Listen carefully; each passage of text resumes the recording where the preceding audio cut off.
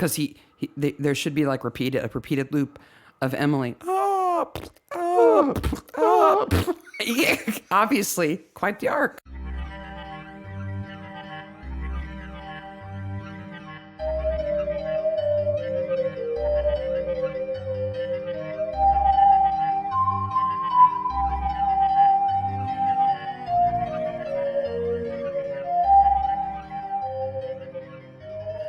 Welcome to Midsomer Maniacs. Hey, Maniacs. This week, Season 2, Episode 3 of Midsomer Murders, Dead Man's 11. Dead Man's 11. This is Episode 8 of our podcast. I can't believe we're at 8. It's just crazy amazing. We're turning it up to 11. We're turning it up to 11. Dead Man's 11. Except, there's like give and take a few players that make it 10, really. We'll get there. Oh, there's a lot of logic problems with this episode. Just a reminder that if you let your kids watch the show, they're more than welcome to listen to the podcast as well. But if the show is too much for them, maybe the podcast will be also. The Coopers are maybe too much for me. The Coopers are problematic and creepy. The blood or lack of blood or problems with blood in this episode. There's lots of... I love this episode, but there are problems with this episode. Yes. It was filmed in April and May 1999, which is months after the second episode of the series was filmed, and broadcast months after. Like last week's episode was broadcast in like April, I think, and this was broadcast in September 1999, 8 months later. Well, I know why they had to wait. Why? They had to let Joyce's hair grow out. And Toby had to get in to see somebody for his hair. they had to bring in a hairdresser. Stat. This episode had 11.07 million views, which is 1 million more than the last week, and the top rated episode of Midsomer Murder ever. Ever? As far up to that point. No, ever, as far as I can tell. That's not anywhere even close to my top 10 episodes. I know, but there must not have been anything else on that. It was the spectacular episode, the most viewed episode of Midsomer Murders when it was originally aired. Directed by Jeremy Silverstone, and once again written by Anthony Horowitz. Not based on a book. Nope. Set in Fletcher's Cross. Yes, a new village. Yeah.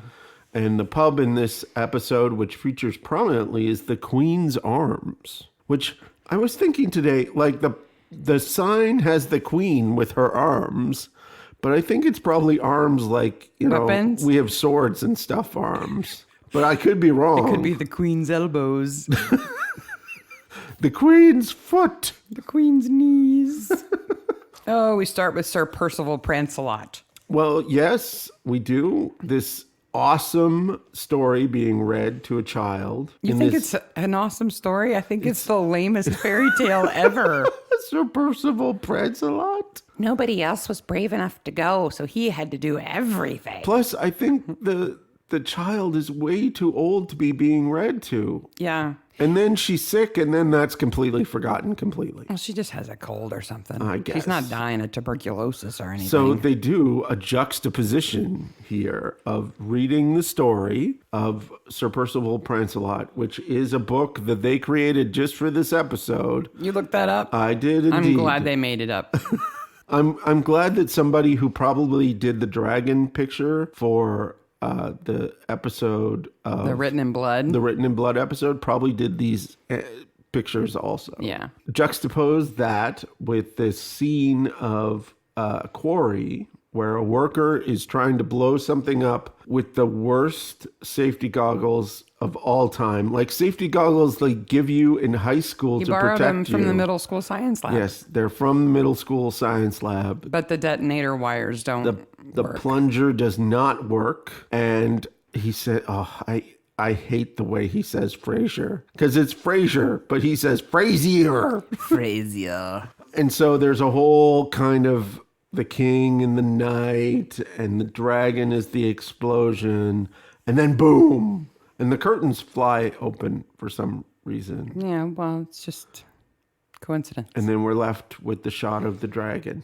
Yeah, on the floor. Then we do not get... No watercolors. No watercolors. We get Just the straight to the watercolors in the pilot and season 2, episodes 1 and 2, and that's it. That may be one of the most obscure Midsummer trivia questions there is. Yeah, that would be a good pub quiz question if it was a Midsummer pub. Yes.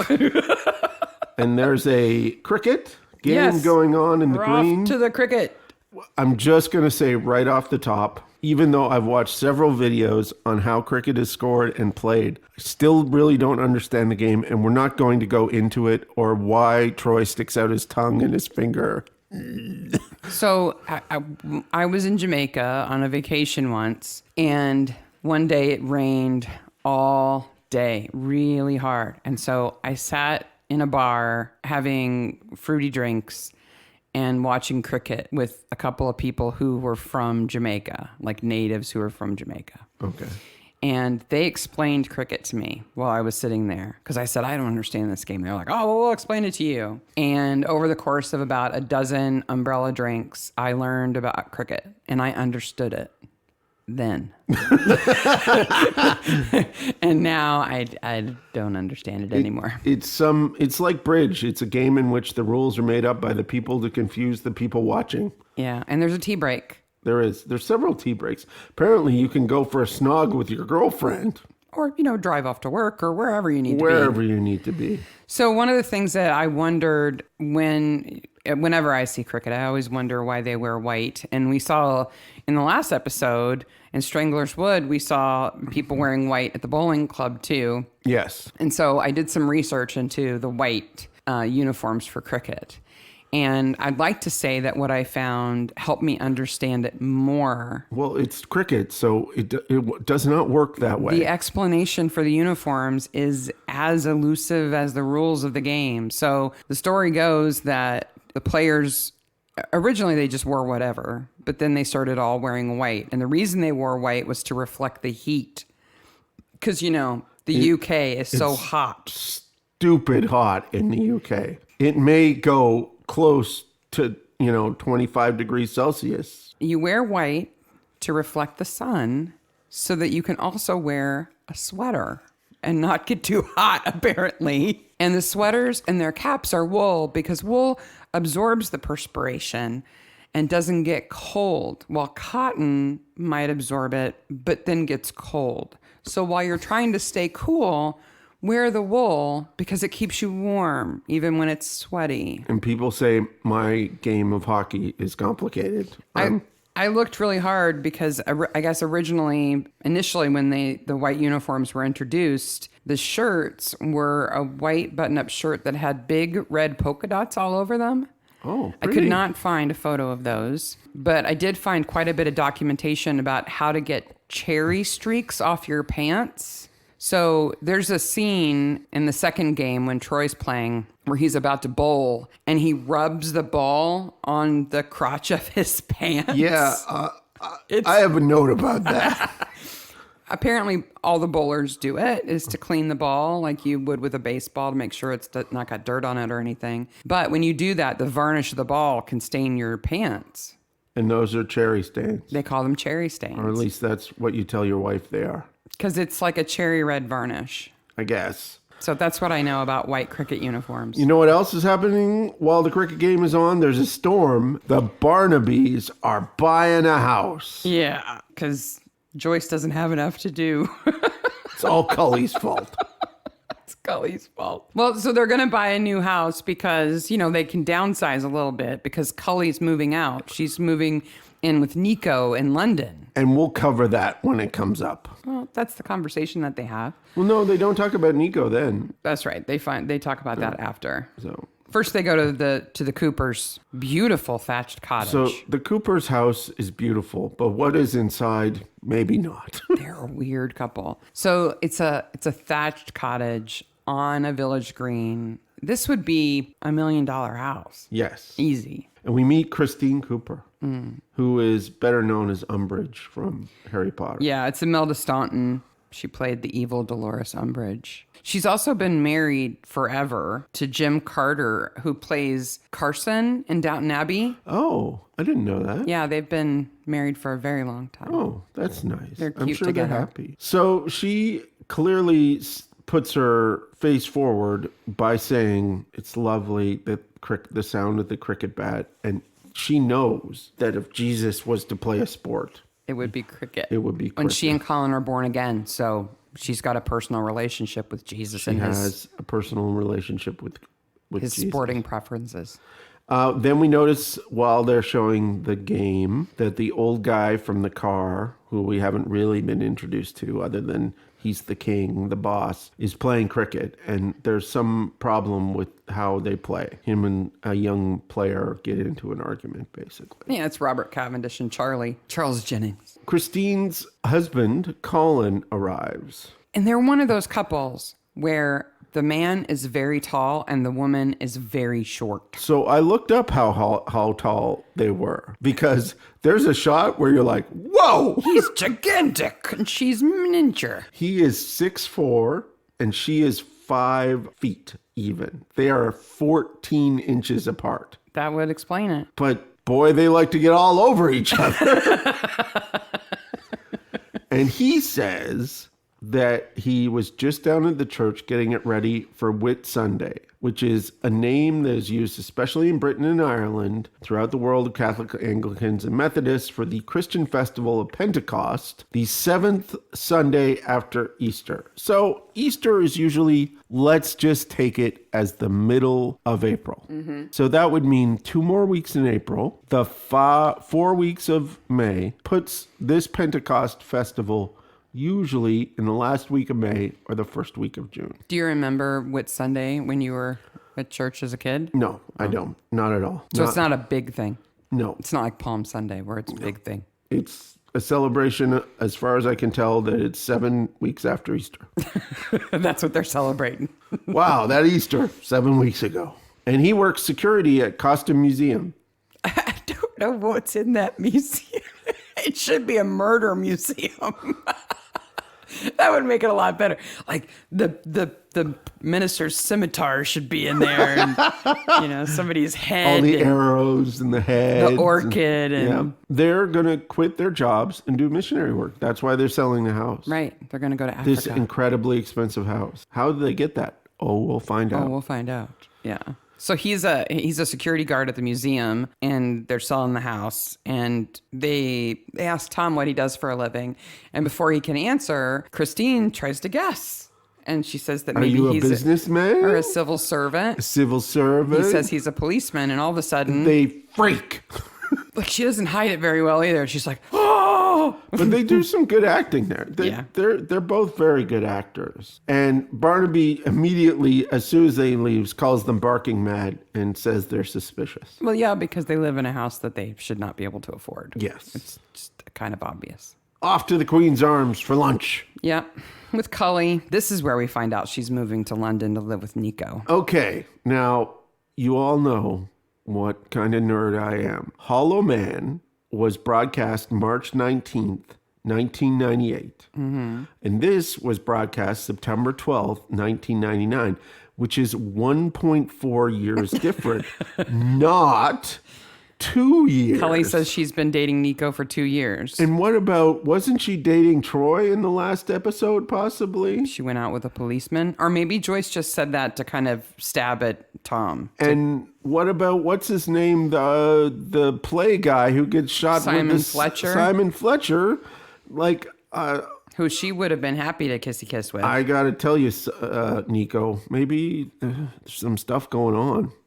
Well, it's not like she stays in London for long anyway. No, not at all. So Joyce wants to move to a village. She wants to move out of Coston. Tom's not excited about it. And he says that the country is full of blackmail, deviancy, suicide, and murder. Murder. And they call him a townie. Like that's a bad thing. As a proud townie. Oh. You don't want to be a villager? No. God, no. Blah. So we go from there and we cut to the Cavendishes at the cricket game. We meet Robert Cavendish, who hits a ball through a window. Yeah. He's played by Robert Hardy, who most people know better as Cornelius Fudge from the Harry Potter movies. So that's our second Harry Potter overlap. There are a couple interesting things about Robert Hardy. First of all, he played Winston Churchill 6 different times. I am not surprised in the least. Really? Because I don't think he looks anything like Winston Churchill. Yeah, but he's kind of like Winston Churchill as an actor guy. Well, just because he's good at playing like uppity-ups and kind of being snobby? because he's kind of chubby and bald. But he has kind of a pointy nose, and Churchill was a very round man. I guess so. Anyway, the other interesting thing about Robert Hardy is that he went to Oxford and had 2 famous professors. One was Tolkien, and the other one was C.S. Lewis. Wow. So that kind of dates him a little bit. It does date him, but Yeah. I'm sure he's the talk of when that comes out. Well, and he had not an OBE, but a CBE, and for the Queen's birthday, he was on the honored list and got one of those. He's and a very good actor. he's dead now. He does a great job in this. Oh, and there are lots and lots of interviews with him about how do you feel playing poncy asshole characters. Yes. And he was not one as a person, but he's very good at playing that role. Speaking of being an asshole, he sure is an asshole to his wife Tara. Oh my gosh. Or Tara, as the rest of Not them. as mean as he is to his daughter-in-law, Well, but he's mean to all of them. He tells Tara to go fix the problem with the window by throwing money at it. yeah, so she goes off and meets with the woman we will later find out is Doreen Beavis. Yep. That's your Beavis. And gives her 20 pounds. For a broken leaded window. It's only 1 pane. I don't care. But it's more than not 20 enough. pounds. It's not enough. And Doreen negotiates up to 45 because a vase was broken as well. See, Doreen is great. I like her. I think she's got a stack of spare glass in the back, and she's just pocketing the cash. And I think she says Mrs. Cavendish because she's letting her know, I know exactly how rich you are. Yeah. So you can pony up a little bit more another cash. 25 pounds. And it seems like a regular thing that happens too. That window gets broken. Though I don't think of cricket as a game where the ball really gets out of control all that often. It's not like baseball where you're hitting home runs. No. Yeah. No. You hit a home googly or something. Yeah, wickety wick or something. So Tara goes off to do that. And then we get to meet Stephen, who is Robert's son. And he immediately is like, hey, Dad, how about that extra money you were going to give me? Like, this is not the time to ask your dad about a loan. I agree with Dad here that this is not the time. Yeah, like, go away. And then Jane, I don't know how I feel about her. Sometimes I feel sorry for her, and other times I think she has exactly what she asks for. So she goes into the cricket pavilion and gets a piece of strawberry cheesecake and comes out and stands right in front of Robert and Tara as they're trying to watch the cricket game in her big frumpy sweater. Like, who Just stands? poke her away. As they should. Yes. She's standing right in front of them. I do like Tara. I do like her. I like Jane. And I'll tell you why when we get to the part where I change my opinion about her. Yeah, because right now it's clear that she's supposed to be a frumpy stress eater. Yep. Basically, because, Tara doesn't eat puddings. So Stephen doesn't get his money, so what does he do? Off to snog the girlfriend. Yeah. Off to the pub, which is far enough away he has to drive. I guess. I think it would be right there. When he gets there, that's when we meet Patricia Smith. Who was or the Trisha. same person who served the Barnabys. And where are the Barnabys? They're still at the pub. Right, they're at the same pub. Yeah. And that's who Stephen's having an affair So with. Stephen is 40. The actor is 40 at this time, and Trish looks about 18. Yeah, she does. Ugh. Yeah. Well, but that's less of an age difference than his dad and his stepmom. That's true. That is true. Because his dad's 60 and his stepmom's 38. But I can't snog you tonight because I have to go to my dad's birthday. Worst excuse ever. I have to go to my dad's birthday party. Sorry. I'm sorry. I gotta go to my dad's birthday party. Then we get... Oh, Stephen's wife. Remember, one thing we missed was Tara's great line, I don't do puddings. No, it's just more of her like rubbing it into Jane that Jane's some kind of fat cow. Yes. And they do make her look really fat. Annabelle Apsian, the actress who plays Jane, is not a great big fat woman. No. At And all. They put these big imply sweaters that- on her, but They imply that she's just packing it away, but she doesn't look like it. So wait a minute, I got to tell you something I found out about her. Okay.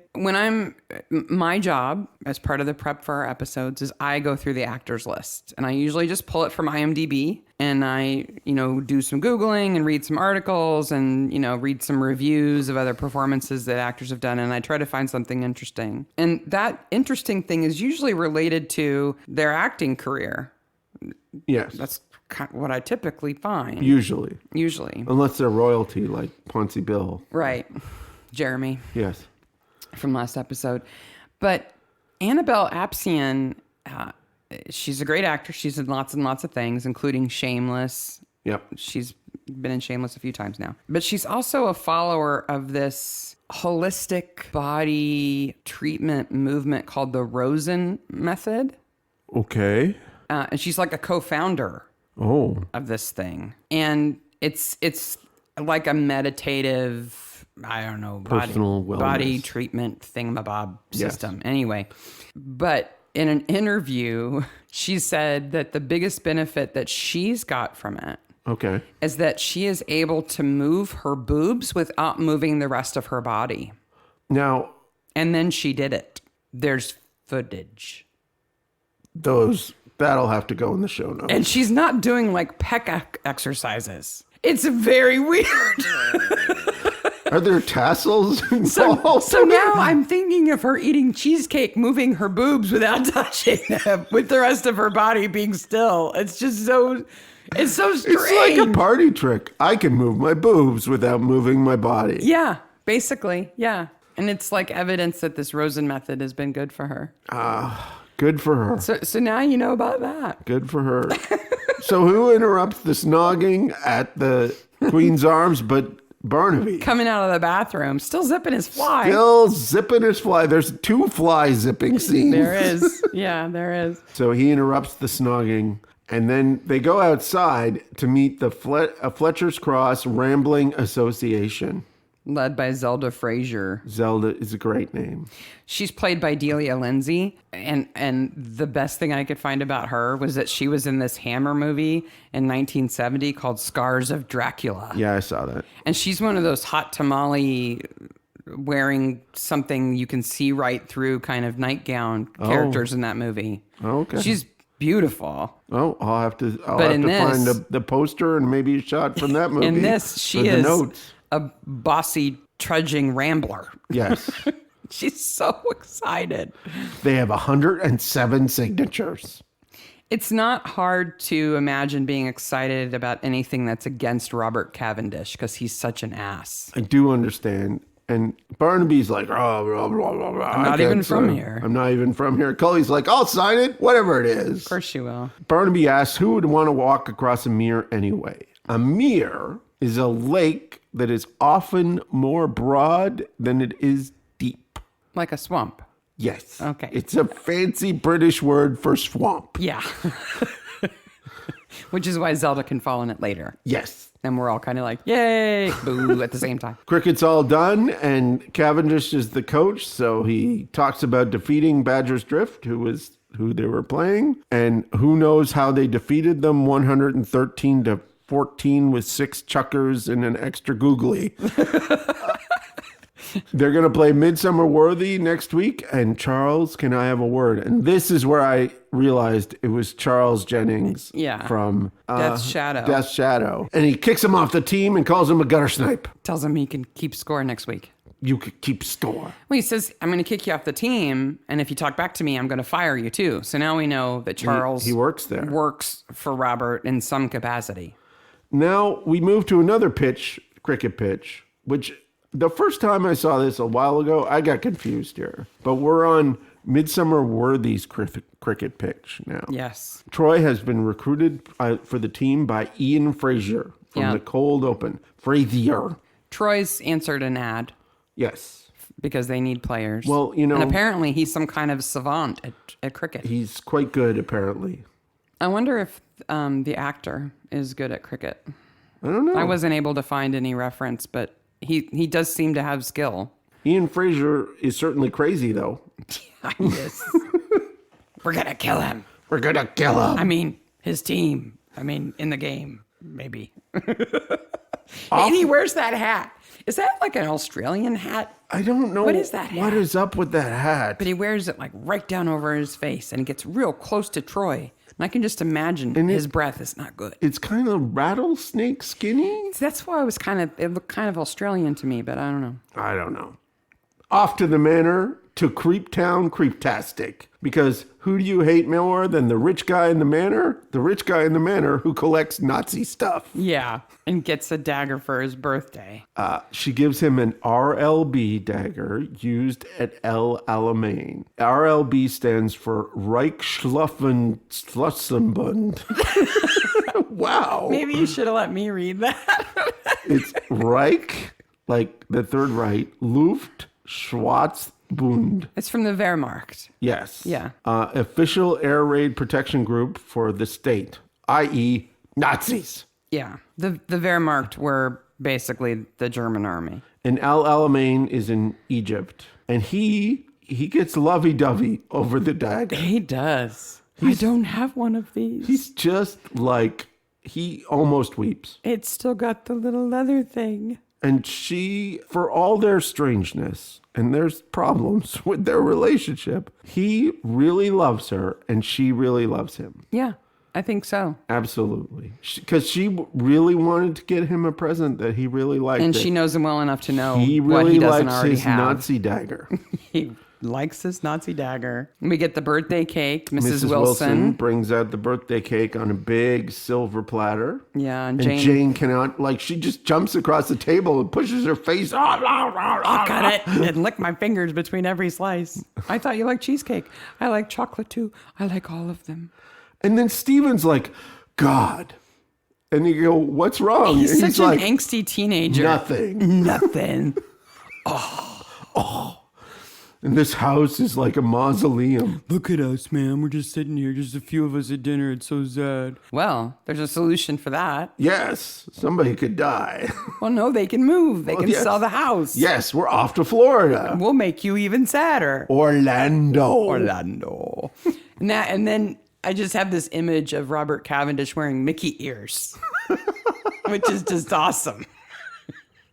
And I have to draw attention to the most epic, gigantic, out of proportion, dried flower arrangement I have ever seen. Oh, I didn't even notice it. I will have to put a picture in the notes. How could you not? It's clearer at the end when he's sitting at the table alone. It's right behind him. It's like a story tall. Mrs. Wilson could spend her whole career just dusting that thing. You know, when you have revenge to plan, you need stuff to keep you busy. Well, she's already the housekeeper for 2 houses. I think that's enough for her. I would think so. That flower, I can't, I'm lost for words. It's that big. I did not notice it at all. I will have to have I don't know how you can see anything else.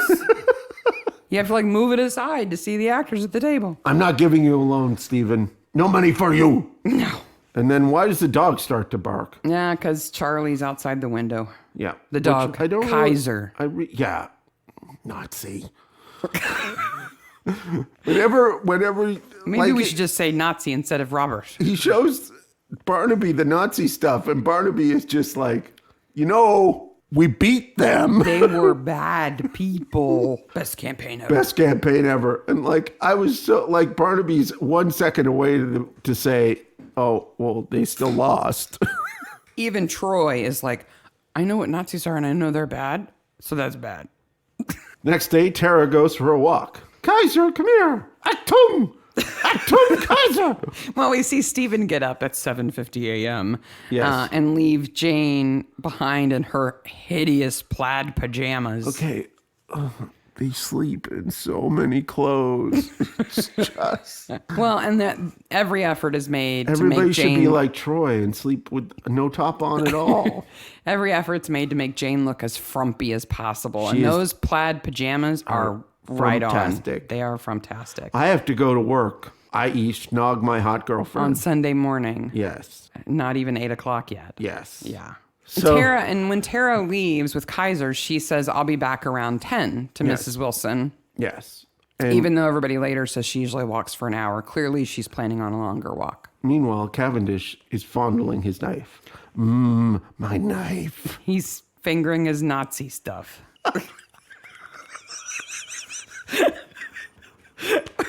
What? That's what it says in my notes.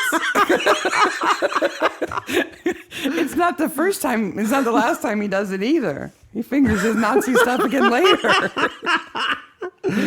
We see Tara walking close to the quarry edge, and then she gets whacked with a cricket bat. Because Kaiser is a bad dog. Kaiser is a crap dog. She has to say his name at least like 50,000 times. And like our dog is a giant lump of English bulldog, but we at least go, don't do that. Yeah. So not only Kaiser just takes off and is like, I'm off somewhere else. not only does Kaiser not listen, obviously, and stay near, he's willing to growl at somebody at the window, but when somebody beats Tara to death with a cricket bat, he's like, Okay, I'll go home. Yep. well, I'll goof around for a couple of hours and then I'll go with home. Mrs. Beavis too. Yeah. Well, he didn't like Miss Beavis, probably. So that's Sunday. So we get a death here. Yeah. And so how is Tara's dead body acting? We don't see much of her. We see one shot of her face. It's not bad. It's not bad. She doesn't breathe or blink or anything. But she's on screen for like a split second. Well, yeah, it's very, very quick. She's been missing all night. So Troy and Barnaby show up the next morning, and Barnaby says he's not an easy man to deal with. Troy says that. Because Yeah. Troy's already talked to him And once. Barnaby has no patience for crap like this. No. None at all. No, he's not one of those cops who is like, overly polite to people of a higher social station. Yeah. He doesn't care about that. And that's one of the things I like about him. And I got to tell you, the guy playing Cavendish here, what's his name again? Robert Hardy. He does some really good acting in this part. He's grief stricken. In In the scene where they tell him that she's dead, Yeah. he's convincingly upset. Yeah. Unlike his daughter-in-law. But even before that, he does some good acting. Yeah. It's about time you people showed up. What's your rank? He's clearly concerned because she should have been back around 10 the day before, and now it's Monday morning and she's still not home. And Kaiser, goose stepped into the house At noon the day before. The day before. Achtung. She's 35. He's 60. Second wife. Yeah. Oh, look, I have Nazi stuff. Is it any surprise he's divorced from his first wife? Yeah, it's not really a surprise. And then Mrs. Wilson drops a plot point. Oh my gosh. And this is one of many, but at least hers is on purpose. Yeah. She's like, no, she said she was going for a walk after I made her breakfast. No, she didn't. And she didn't really say anything else. Oh, wait. I think she said, let me think about where her body is. Where did I kill her again? Where did I kill her? Oh, yeah, the quarry. I think she said she was going to walk by the quarry, and that's the long and tall of it. Ba-ding, ba-ding, ba-ding. Like, are you paying attention? That's where her body is. Go find it. Go find it. I can't frame Tell somebody the else constable if you don't find yes. it. Tell the constables with the white poles to poke there. Yes. For a county that has one DCI, apparently, they have a lot of constables that just appear out of nowhere when there's a search. Poking around with sticks. They got a lot of white sticks. Oh, to be an extra on Midsomer and to be a constable, that would just be a dream. That would be so awesome. And when they're leaving Cavendish Hall, we get Troy's line of the episode. Yes. Because he sees Charles. And he accuses Charles of being a male prostitute, or, in Troy's words, bumboy. Oh, yeah, that's that bum boy. I thought we had left, Kronk Troy behind, but no.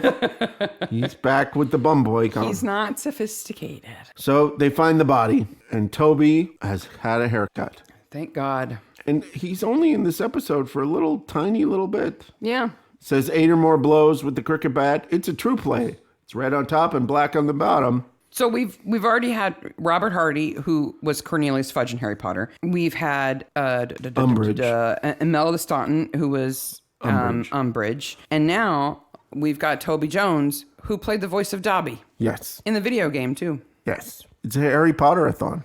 Yeah. So this is the second Toby episode of 4. Yes. You know, what I remembered this time watching that is that he's in Wayward Pines. Yes, he is. Do you remember watching Wayward Pines? He's in Wayward Pines. Yeah. A strange American television show about a town that's isolated. He plays like the evil scientist overlord who's like engineering all the things that are weird. I still really like him. Well, certainly Detectorist. If you haven't watched Detectorist yet, We've stop. already said. Stop Yeah. this podcast and go watch the Detectorist. It's really good. But I like the movie that he's in about the sound in the movies and how that kind of drives him crazy a little bit. Oh, yeah. I forget the name of that. I forget the name of it, but it's really good. He's like been him. in a lot of things. He's a very good guy. He was in a Gomez music video where he plays a businessman who's afraid to go up an escalator. A Gomez? Yeah. Never heard of Gomez? No. You'd like Gomez. Gomez is like on the Addams Family. No. There's a band called Gomez. You'd like him. Never heard of that band. Yeah. Okay. Cavendish is upset. He does some really good acting here. Yeah. He just keeps saying sad. no over and over again. And that no changes every time he says it. Yeah.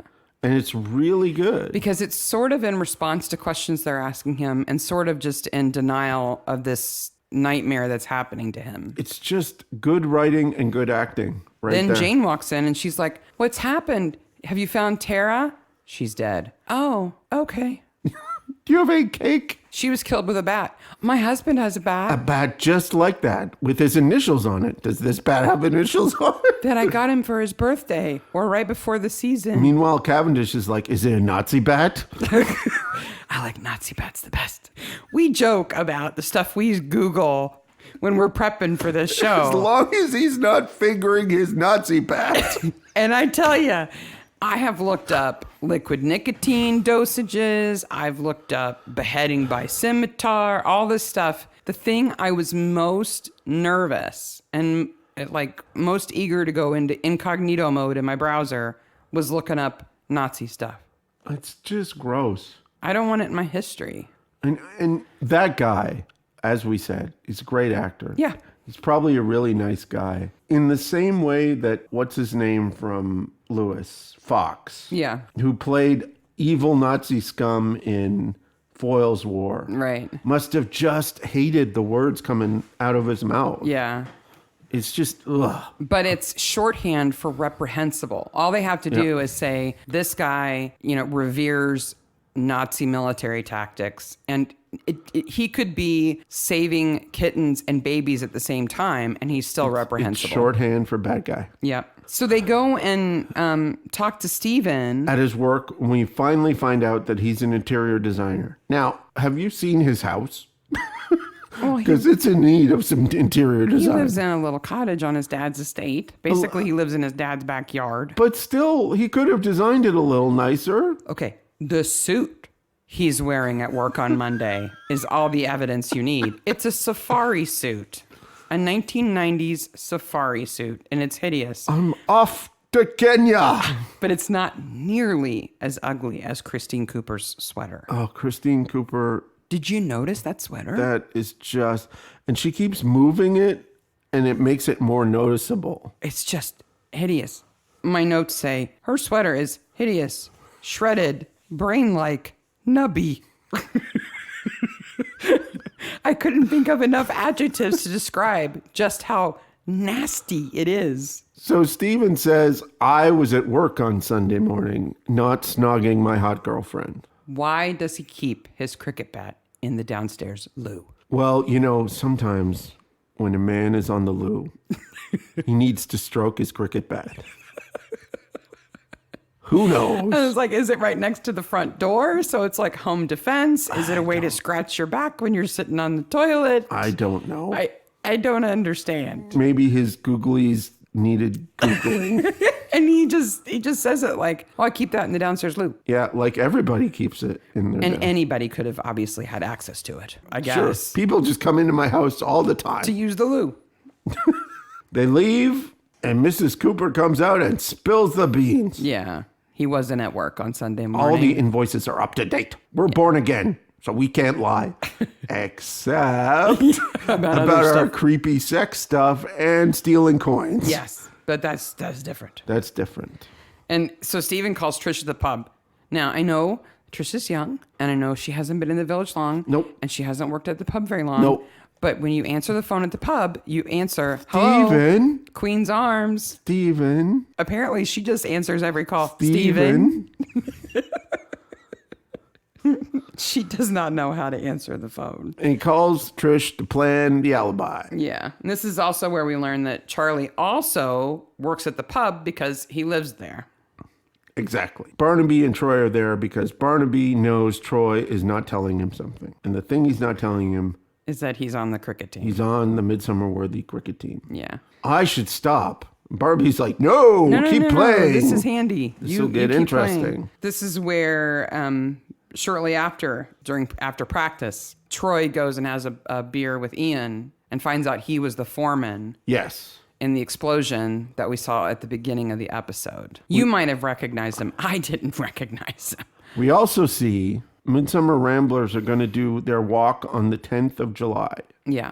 So now this is one chronology of the episode. Saturday is the first cricket game. Sunday is when Tara goes for her walk and gets killed. Right. And the next Thursday is the second cricket game. Right. That is one way to look at it. Opposed to that is the notion that the Coopers said that it was Whit Sunday, which we've already established would be the last weekend of May Yeah. or the first weekend in June. But Zelda's posters about the Ramble make it on July 10th, 11th. No, the walk is on the 10th, so 9th would be Wednesday, 8th would be Tuesday. This is riveting podcast here. 9th is Wednesday, 8th is Tuesday, 7th is Monday, 6th is Sunday, the 5th. So we can only guess that Whit Sunday is celebrated later in Fletcher's Cross I guess. for some weirdness. Or Colin's really late getting the church ready. The months are really screwed up here. Or, maybe they just assumed that the Barnabys were so ungodly that they wouldn't know that Whit Sunday was like 2 months ago. But we know Barnaby knows his Bible, so He does, but they don't know that.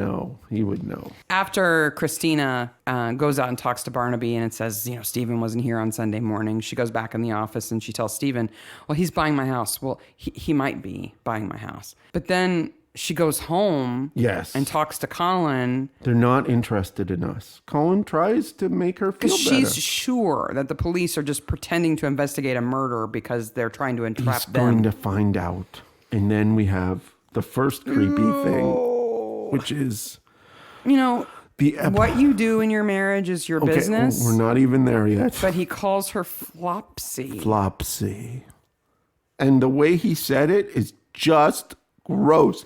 And in that moment in which you're like, oh my God, that's the grossest thing ever, she turns to him. I need to be punished. I need to be punished. And he's like, I'll punish you. I need to be hurt. I'll hurt you. And then right into the rough stuff. Hey, he destroys that hideous shirt. That's true. He's good. I'm done with this sweater. No, he doesn't destroy her cardigan because she has it on again later. But he does destroy that awful peach ruffled shirt she has on underneath it. Man, it's people older than me having sex. That's what it is. Yeah. Though, I don't know how old these people are when they made this episode. I hate to tell you, honey. How to feel old in one easy step. Meanwhile, Flopsy. Charlie's using a typewriter. Okay, yes. We're getting this off that icky topic. We're going to use a typewriter and blur out the name of the typewriter so Mark has to watch the scene 16 times and still doesn't know what kind of typewriter it is. Which you wouldn't care about except you collect old typewriters. It's a modern typewriter. It has plastic keys. It's not what I'm interested in.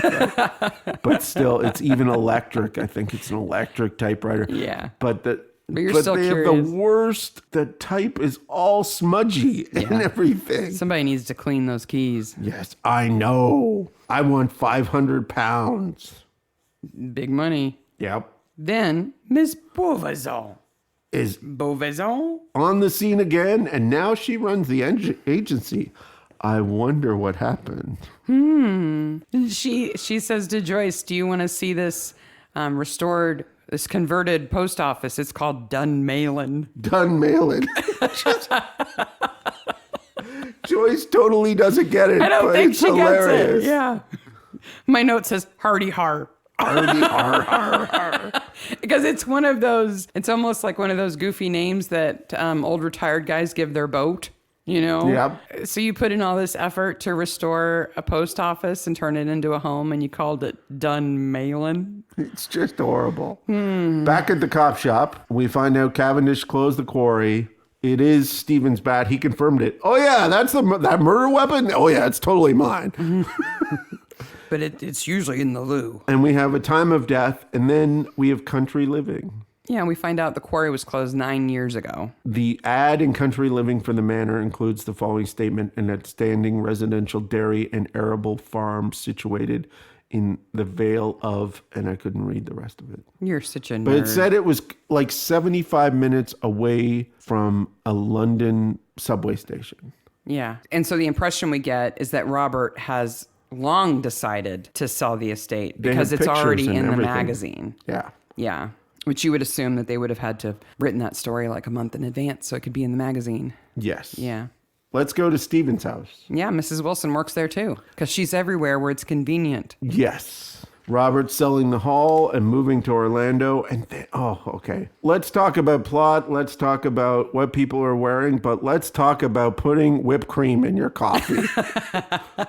And she gives them like half an inch of coffee each. In first of all. gigantic mugs. In gigantic mugs. And then fills it with whipped cream. Like I'm surprised she didn't take a snort herself. But that's not the most notable thing about that coffee and cookies. We'll get there. No, she has magical cookies. She does have magical Bickies. Magical Bickies. So there's a continuity error in the scene where Jane's talking. She gets 3 Bickies out of the She container. says maybe just one and grabs Just 3. one. And she's got a rectangular cookie that she dips in the whipped cream. Rectangle.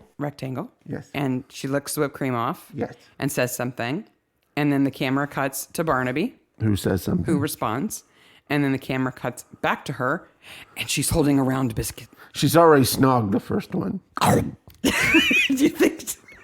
See, I'm saying it's a continuity error. It's totally a And continuity. you're saying she inhaled one biscuit and has already dipped a second one in the time that it took Tom to say one sentence. Must eat more whipped cream. Never mind that she licks it off and then puts the cookie back down. Oh, gosh. Jane. I really didn't like her. And then we get to the part where... So... This is where we find out about Mrs. Emily Beavis, Yes. the former housekeeper who fell into the quarry 18 months ago. What?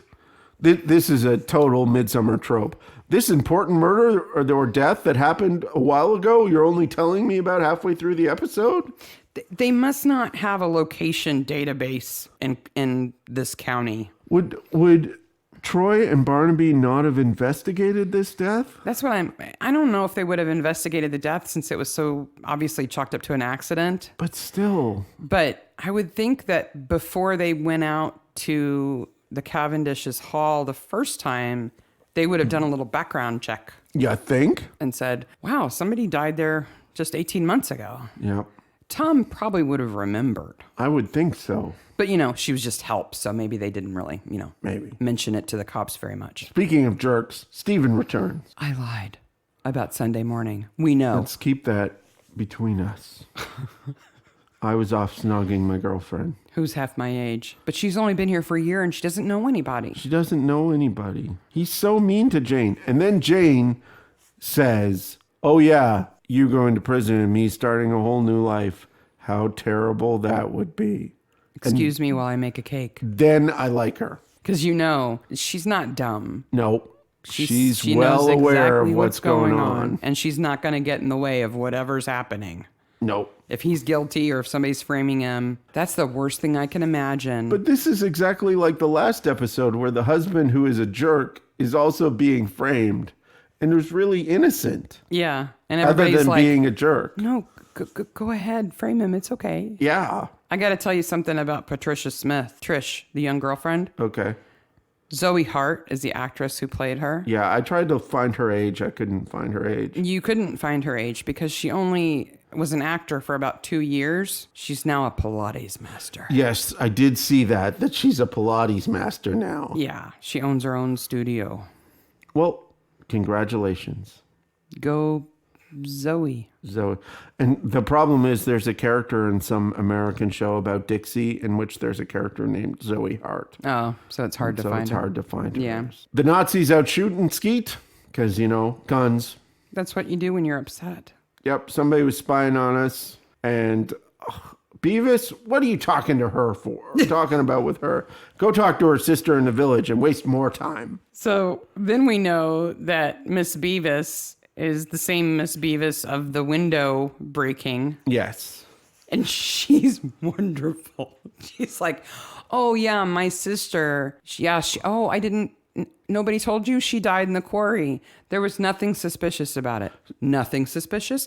Well, except the letter that she got. But nothing else. But well, there was the break-in at the same time that she died. But nothing suspicious. But nothing else. And you just wait for her to go, well, there was that letter that she wrote in her own blood next to her in the dirt. Or maybe she came back to me from the dead and told me that she was pushed. But nothing suspicious. So this is a trope, right? A total Midsomer trope. The old lady who knows something that you have to drag out of her. They say it's not really what it is, when everybody is very aware of what it is. And this is kind of the whole basis of the movie Hot Fuzz. Yeah. Because the whole idea of Hot Fuzz, and I'm going to spoil the movie a little bit here, is that all these people keep dying in the village and it's just accidents. Yeah. It's just accidents when it's clearly We murder. have the lowest crime rate in the UK. There's a person who gets decapitated. It was an accident. It's just an accident at a fete. So that whole movie is definite Midsomer referencing. I feel bad for anybody who's seen Hot Fuzz and who hasn't seen the Midsomer Murder kind of like British quaint mystery shows because they missed half the jokes. They in Hot missed half Fuzz. the jokes. Simon Pegg nails the quaint village British murder mystery in that movie. Absolutely. To the point where we have a theory, because he plays PC Angel in that Simon movie. Pegg's character, yeah. Simon Pegg's character in Hot Fuzz is PC Angel, and there is a PC Angel in Midsomer. We absolutely think that's a reference. Yeah, I think so too. Absolutely. So nothing suspicious, just, a break-in and a letter and some stolen coins and, off the side of a cliff. Oh, terrified of heights too. Yeah. So- And Kaiser pushed her. Yes. The Nazi dog. Tongue. If you could only do that and bark at the same time, I'd be impressed. At the pub, Trish is good with figures. She's good with, that's the long and the tall of it. He was there from 8:05 and 2 seconds to 11:20 and 32 seconds. And we were bunking because he doesn't love his wife. She doesn't understand him. Snog, snog, snog. He's going to leave her and marry me, even though I'm only 12 years old. I'm good with figures. That's the long and the tall of it. Yep. I'm not very tall. They go to visit Colin Cooper at the museum, which you're right. What is in this museum? Some old books on a table. Yeah, in a case. Some cases. That apparently he's still interested in, even though he works there, because he's looking at them when no one else is there. Boy, it's a bustling museum, isn't it? He knew Emily Beavis, a friend of his, and he found the body. And now we find out how perverted these people are. Because we get the flashback Yes. of the day that Emily Beavis died. And okay, so we see Emily Beavis for the first time. She and her sister, Doreen, could not look less alike. The only thing they have in common is they're little old ladies. I don't know if they shared a parent. I don't know if they're in the same, animal kingdom. Emily looks kind of like an orc. Kind Sort of. The distance between the bottom of her nose and her lip is 3 feet. But I don't want to be mean to her. She's a cute little old lady, but she's a cute little old lady in a completely different way than Doreen is a cute little old lady. I agree with that. Okay. And she's trudging along, again, yelling at Kaiser because Kaiser the dog is crap. that's what walking Kaiser is walking and yelling Kaiser over and over again. Kaiser's saucy! Maybe that's Robert Cavendish's way of converting everybody around him to Nazism. Maybe. By making them yell German words Kaiser. at the dog. Kaiser. And he should have named him Heil Hitler. Because then Emily Beavis would have been marching around the quarry yelling, Heil Hitler! Heil Hitler! Maybe it would stop the bonking. And Tara would be saying, Heil Hitler! Heil Hitler! Yeah, because meanwhile, the creepy Coopers are down in the quarry. They like birds and meditating. The creepy Coopers are in the quarry. The creepy Coopers in the quarry. They're in the quarry, having sex with their clothes on. Ugh. Now, there's nothing wrong with having sex. And if you choose to have sex in public in a place that you're not bothering other people, you know, it's your little red wagon. Boy, but I tell you, when it starts raining old ladies, it kind of kills the mood. Well, what I always love about this is Colin hides her face. Yeah, he doesn't want her He to see. doesn't want Christine to see. He's nice like that. He's nice. I think they genuinely do care about each other. They're just weird. But she's dead. But now it's at 4:16. It's raining old ladies. Dead. Dead. The stunt man, and I can confirm that it is a stunt man. Yes. Who plays Emily Beavis in that fall. Does a great job. Yep. He's got a pinafore on and wellies and a cardigan and a little wig. Yep. And Beavis does a pretty good dead body for that. She's in a puddle and everything. Yep. With her big lip and stuff. And she doesn't say cornholio once. No. So Colin leaves, and then it's addressing down to Troy. Oh, Troy, you're so stupid. Yeah. The body came down in an arc. It's not a dive. She was jumped or pushed, and it's the same killer. Okay, Barnaby. Because there should be one of those scenes like in Sherlock where Sherlock is looking at something and you get to see like the externalized version of his thought processes when he's measuring and seeing everything. Barnaby looks at the cliff and looks at the ground and he looks at the cliff and he looks at the ground and in his head there's a protractor and it's measuring the angle at which Emily fell. You can't do that and dress down Troy at the same time. No, but I think Tom did it. Because there should be like a repeated loop of Emily. Obviously, quite the arc. And she landed head down. Yep. So she either was pushed or she did a swan dive. Swan dive. To land on her head. Yep. And she didn't like heights, so that wouldn't be what she would do. Cully gets off the bus. Now, as we mentioned before, it's not yet Thursday. So let's say it's Wednesday. No, I think it's the day of the match, isn't it? Oh, No? yeah, it is. It might be. So it's Thursday. Yeah, it is the day of the match. So she left Saturday or Sunday to go to London and live with Nico. Yeah. And now she's back. Because Nico's on tour and there's nothing to eat in the house or it stinks or There's a leak. There's a leak in the house. She gave that live-in 4 days. Well, she's only home for a little bit. She didn't give it up. But I'm sorry. If you invite me to move to the big city to live with you and 2 days later you say, well, I'm leaving to go out of town. Yeah. I'm not going to be very happy with you. Why didn't you wait till after you were back? And Barnaby totally craps all over the country here. Anything goes when it's the country. Which looks a lot like Costin. Like, what is the difference between Costin and the country?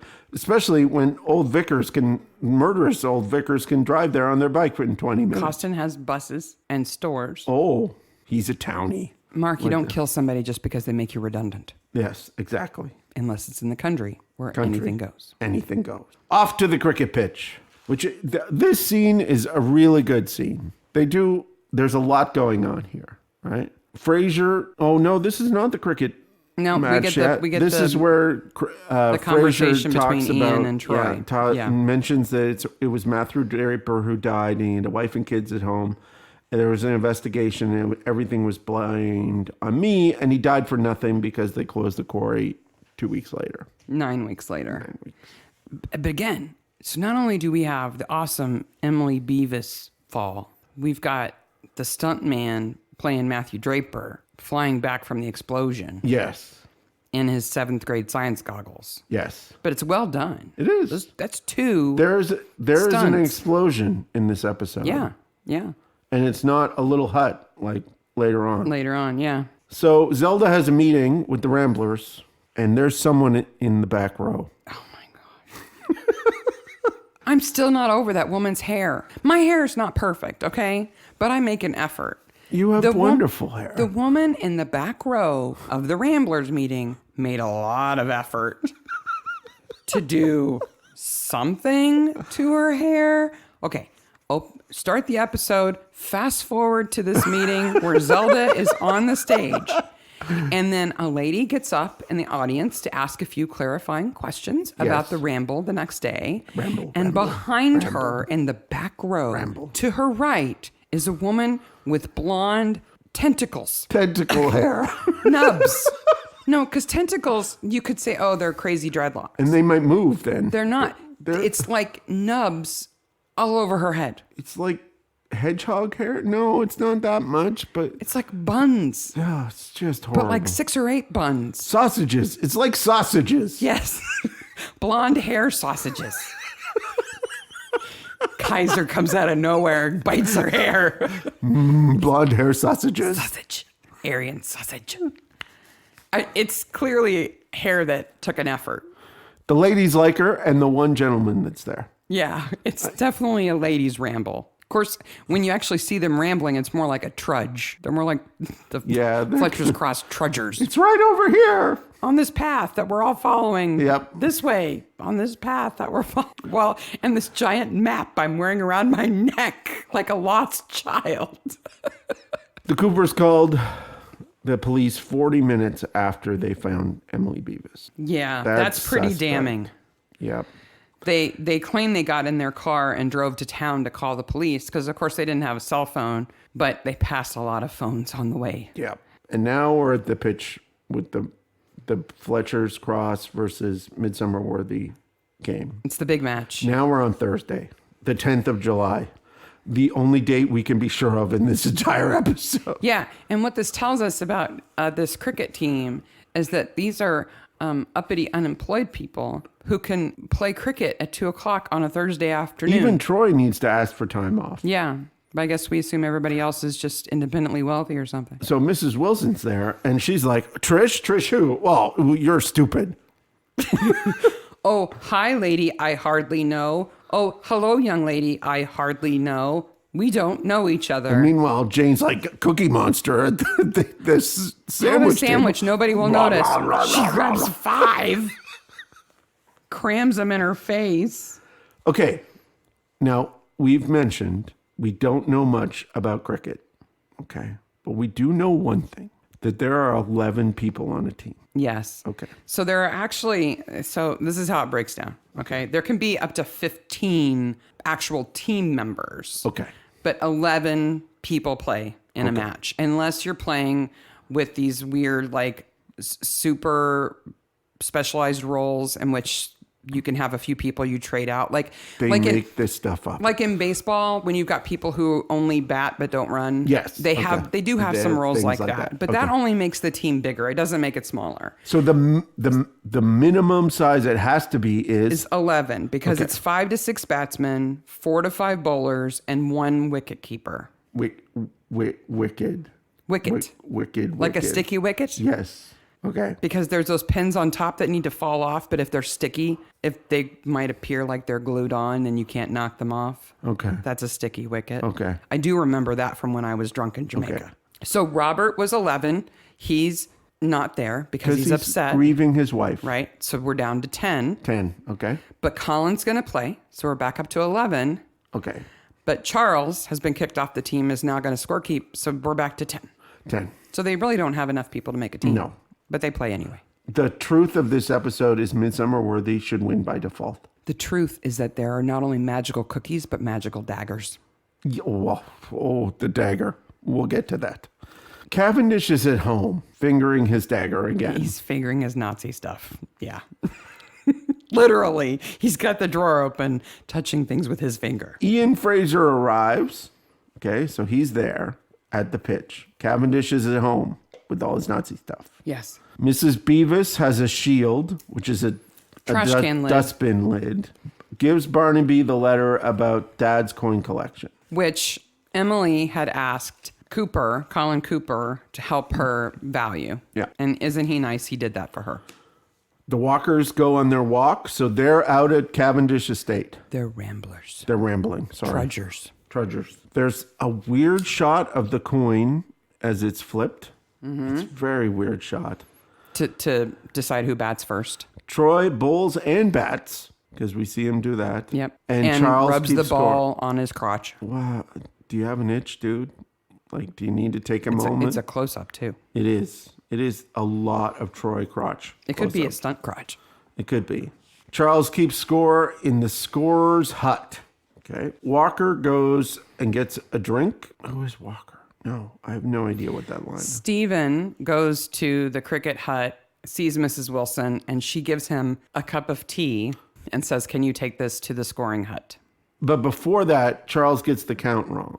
Yes. And the old lady goes in the drink. The Walker goes in the drink. That's what my note is. See, if you put Rambler, you'd know. And they do that because the line has been cut. So let's follow the Nazi dagger. The rope that holds up that side of the rope bridge has been cut, and Robert has cut it. And he's like, we don't know that he cut it with his Nazi dagger. We don't know, but we assume that he used the Nazi dagger because he was fingering it before. Just before. So we'll follow the Nazi dagger on the map.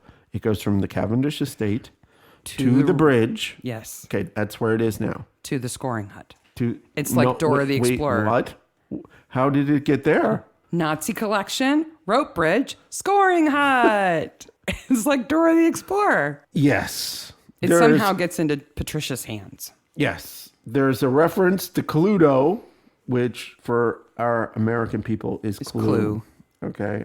And Cully makes some Cluedo reference, to which all I could think about after that was what I have up here in my section on deaths of the episode, which is Charles the Bumboy with the Nazi dagger in the scorekeeper's shed. Yeah, except I win. Except he gets killed with it.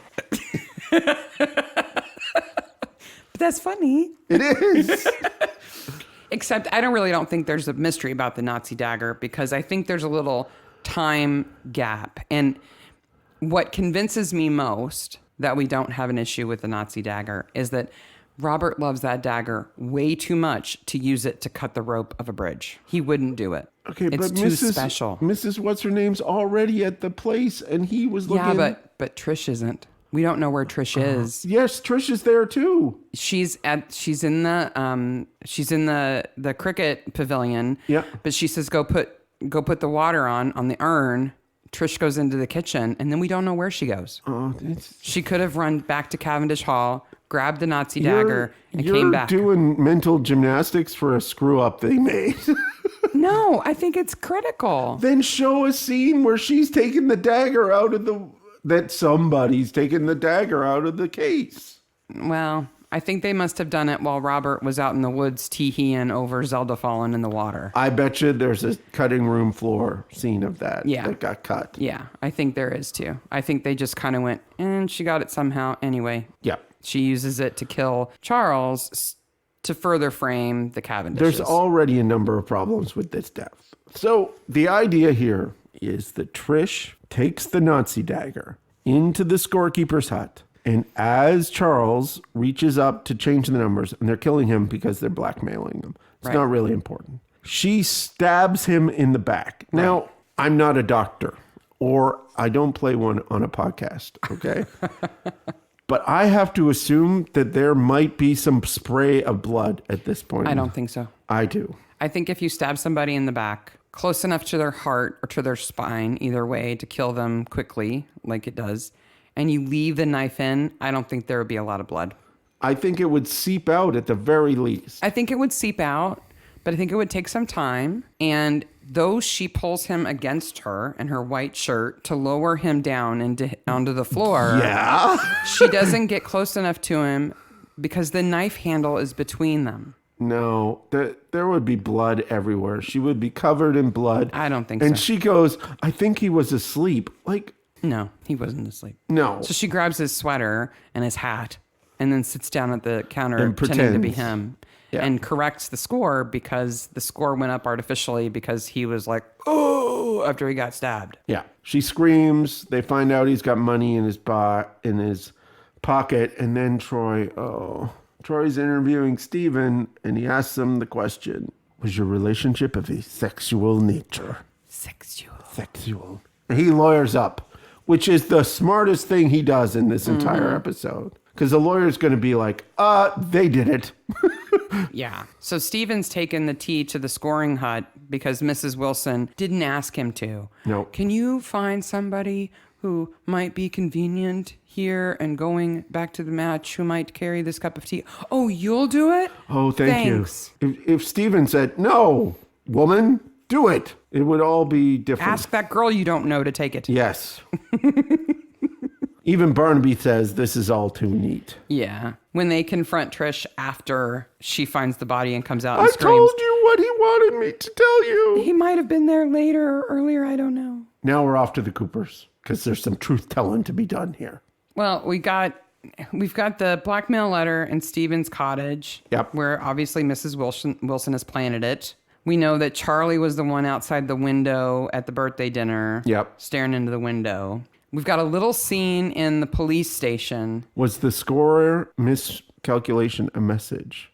Yeah. And why did Troy stick his finger and tongue out? But I got infatuated with the dry erase board behind Barnaby. There's a lot of numbers on there that I didn't know about. Their phone numbers. There are phone numbers? Yeah.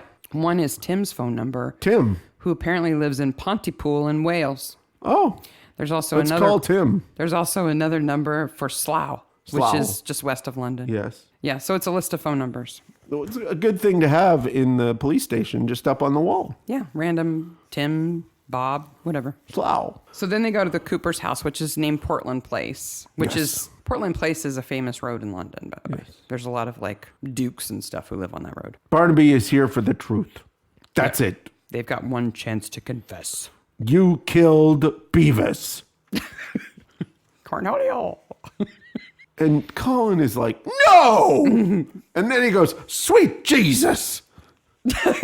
Blasphemer. Well, they didn't kill her, but they did kind of let her die and Yeah. then burgled her So while she was dying. She wasn't dead. She pointed up. There was somebody on top of the hill. And they snuck into her house. Who is like so clearly Mrs. Wilson when they show her. Clearly Mrs. It's her in a Wilson. hat. Yep. Barnaby is so mad at them. They stole her coins. They break into the house with no gloves on at all. They touch everything in that house. But they didn't think anything was stolen. Doreen didn't notice anything stolen, so they may not have fingerprinted everything. It's I just a would little still village think- break-in where nothing's stolen. Yes. I don't think they would have fingerprinted the But place. that coin was worth 100,000 pounds. Yeah, so that was a Henry III gold penny. Yep. And the reason why those pennies are so rare, they were minted in 1257. And there were quite a few of them made at the time. But within a year, they realized that the gold they were minted with was worth more than the coin was worth. Ah. So people who had them melted them down Yep. right away. So Yep. very few of them exist. Last year, one went for sale at Christie's and it went for over £500,000. Damn. So they kind of got The Cooper should have shortchanged. waited. Yeah. I mean, in what, 15, 20 years, it went up by 400%. And Yeah. Mrs. Cooper's like, it was a sin. Yeah. Well, I'm a sinner. they stole £100,000 off of a lady who was dying. Yep. Arrest him, Troy. Off to the clink. Meanwhile, Mr. Ian Eastman, from Death's Shadow, is in Morocco, divorced. Divorced. Which is why Miss Beauvoisin, And she gives Barnaby the last clue, which is the house is called long trees, and it's only been on sale for a short time. Yeah. And the long, And and short. tall of it. The long and tall short of it. Ha ha! It wasn't until this moment that I realized that Zelda and Ian were married. I was like, oh yeah. Why is that man in her house being so mean to her? Somebody sabotaged the bridge. She is incredibly annoying. And he is just fed up with her. Well, I would be too. Can you imagine living with her going on and on and on? So they're driving out to the manor. Barnaby has this all figured out. And we get the scene where Mrs. Wilson is giving Robert Cavendish wine at the table. Now, we know Tom was supposed to meet Joyce at Longtrees with Miss Beauvoisin Yes. at 4 o'clock. 4 o'clock. So somehow Mrs. Wilson got Robert to sit down at the dining room table at 4 o'clock, like he's getting ready to have his dinner. By the way, I have a giant floral arrangement. It's huge. It blocks the whole window behind him. And Cavendish does such a good job acting here. Yeah. With the slurring. And he just does a great... He is the actor of the episode. Because she's put Valium in the tea. Yep. In the wine, sorry. And Mrs. Wilson spells out their whole evil plan. Let me explain our evil plan. You killed my Matthew. He was my knight in shining armor. Troy almost kills Barnaby and him. Yeah, they're trying to pass that big truck. Did they not have a siren and lady lights on their car? I think Tom should have just leaned out the window and went, woo, woo. The makeup on Mrs. Wilson when they go to when she's young is really good. Yeah, it is good. That and the Ian Fraser makeup is really good. Yeah, they make them both look convincingly younger. Absolutely. And then Trish comes in with crazy eyes. Crazy eyes. Yeah, and there's this weird dolly zoom with her. Yep. So she's holding this big silver serving platter with a dome cover and calling her Because dessert dinner is almost served. Mommy. Mommy, he killed Daddy. Let And- me put my fingerprint all over this knife.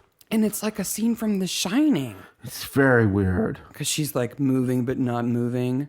And then there's the scoring shed reenactment. I have a note that there will be blood everywhere on her, but Because Tom is explaining to Troy what Yes. he's too dense to understand. yes. And so this is a long way to go to frame Stephen. Like, I'm going to have an affair with you. Yeah. It's clear that Mrs. Wilson, who never has a first name, by the way, Nope. has spent the last 9 years twisting her daughter into a psychopath. Yes. Because she's allowed her daughter, who's 19 or 20? Something like that. Because she can't be more than 10 or so in the flashback with the fairy tale. And that was 9 years ago. And it's 9 years ago, yeah. Who now has supposedly moved to the village just to arrange to have an affair with Stephen and is having sex with Stephen. They're at least at the Snog Fest. Just to frame him. That's a long way to go. And all to get back at Robert Cavendish. And until now, they didn't want to kill him. They just wanted to make him absolutely miserable. His wife is dead. His son's going to go to prison. And now he is going to commit suicide. And she could have totally just led him on the whole time. But it is well implied that they're bonking. Well, yeah. He goes to see her At 8 o'clock in the 8 morning o'clock on a Sunday. Sunday morning. He's not doing that to hold her hand. No. Cavendish is like, I paid. Yeah. And she goes to cut Cavendish's throat. No, his wrist. And his mom goes, Now, this would have sprayed the blood mom everywhere. says, no, make it look like a suicide. So she slits his wrist, which would have covered her with blood. Oh, yeah. That would have sprayed. But then he kind of recovers himself and they wrestle and she ends up with the knife in her, which kills her instantly. I'm sorry. A steak knife in your gut is not going to kill And it you was like instantly. in her shoulder. It could have been a heart hit. I thought it was like in her stomach. I thought it was a hard hit. So, Either way, she dies instantly. and then we're just done. Yep. That's the long and tall of it. So Barnaby explains why Miss Beauvoisin gave him the last clue, and this is my twisted mind. So it was because of the long and tall of it. They both use the same phrase, so they must be related somehow. Right. And I immediately thought about how the Unabomber was caught. Because he had patterns in his language. Yep, I'm a broken person. And Joyce is like, fine, we'll live in Coston. Here's a whole bunch of listings for average, mundane, stupid houses that Good. you'll like. Here's even one above a butcher's shop. I bet you'll love that one. I never want to go to the country again. Living in town is awesome. I'm just going to say Barnaby is right here. Tom is correct. As one of the things that struck us about this episode, it struck me about the episode that I mentioned before we started recording, that the quarry in this episode, they've got kind of a crane shot of it. Yep. It's so dinky. And so we live in Bloomington, Indiana, which is where the limestone for the Empire State Building was quarried. Yep. We know a quarry around here. And that is no quarry. And that is not a quarry. That It's is like not a a hole quarry. in somebody's backyard. But I got to say, with this episode in totality, this is, again, a step up. This second season is really from Bobo to Nutsy Bobo. Oh, yeah. Yeah. I mean, we had, Anna Massey's character. She was certainly psychotic. We've got the grief-driven psychotic priest. Yep. And now these two, These the two mother are and just- daughter, they are loony. Fantastically loony. Yeah. Their plan is loony. The killer, the guy they're trying to Stop is loony. Everybody is loony. Colin and Christine are loony. The Ian Fraser's loony. It's all loony and it's all awesome. I'm impressed with Mrs. Wilson that she knocks off Emily Beavis when it's Raining Old Ladies and is so confident that she can take her place, that she will get hired to be the new housekeeper. She just knows. Like, what if she doesn't get hired? None of this happens. Next thing you know, unsuspiciously, another old lady gets rained. Yeah. It's Raining Old Ladies in the quarry until Mrs. Wilson gets the job. I guess. The Coopers are like, we can't have sex anywhere anymore. I guess we'll have to go home. Damn Nazi dog. It's Kaiser's fault. Keeps luring the old ladies to the quarry pit. Okay. So that's Dead Man's 11. Dead Man's 11. Our next episode will be season 2, episode 4, Blood Will Out, which is the Traveler episode, which I again thought was like season 7, but actually it's not. Yeah. We get travelers, or the less PC term, gypsies. Gypsies. In the caravans. Yep. It's awesome. It's fantastic. And the Falklands War. Yeah. So thank you very much for listening, Maniacs. We went a little long on this one, but we'll do some edits. We had a great time. I think we laughed more in this episode than we ever have. Thank you so much for listening. Your comments are great. We love to know that people are enjoying listening as much as we enjoy recording. I'll tell you how pleased we are. We're so pleased that our children are impressed with our podcast. They think we're cool. They think that I showed my son the numbers and he was like, whoa! And they're 17, so they're hard to impress. Yeah, they're very hard to impress. So thank you for making us kind of cool in our kids' eyes. Excellent. That's quite the accomplishment.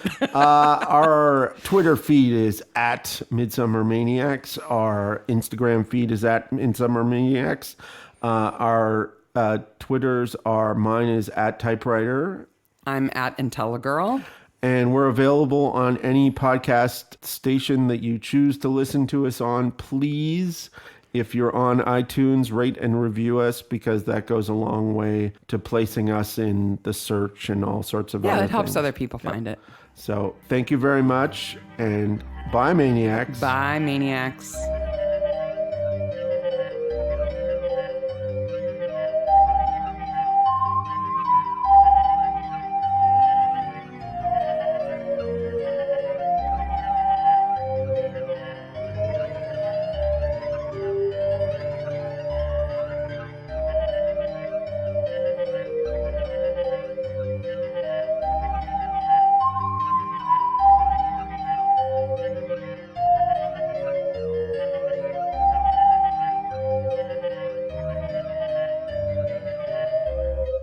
And the born again Barnaby. I was thinking the Born Identity. The Born Bees. Identity Bees.